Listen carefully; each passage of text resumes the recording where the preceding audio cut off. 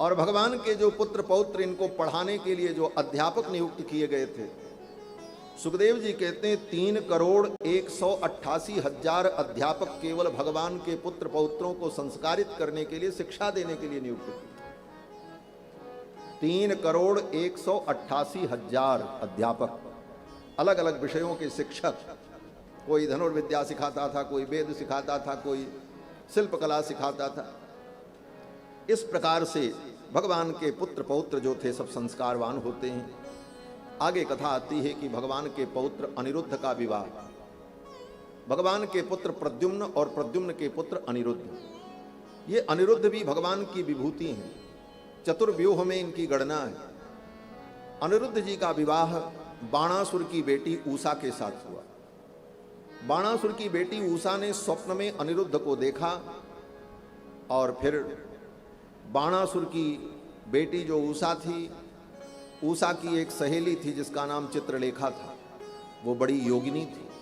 उसने अपनी माया के द्वारा भगवान के पौत्र अनिरुद्ध को उठाकर ऊषा के महल में रख दिया। अनिरुद्ध जी वहीं ऊषा के साथ रहने लगे। जब बाणासुर को पता चला तो बाणासुर ने अनिरुद्ध को बंदी बना करके कारागार में डाल दिया।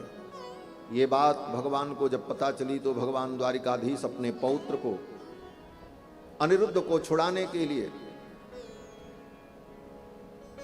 बाणासुर के ऊपर आक्रमण करते हैं।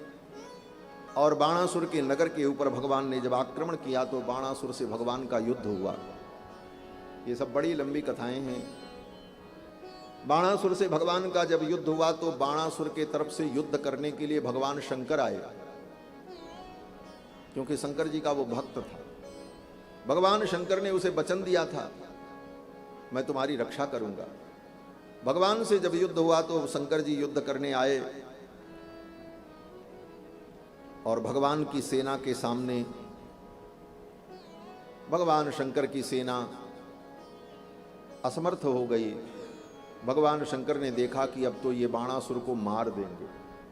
तब भगवान शंकर ने हाथ जोड़कर भगवान द्वारिकाधीश कृष्ण से प्रार्थना की, हे प्रभु आप इसे छोड़ दो। अयम ममेष्टो दयितोनुवर्ती, इसको मैंने जीवित रहने का, इसकी रक्षा करने का मैंने वरदान दिया है और ये मेरा भक्त है,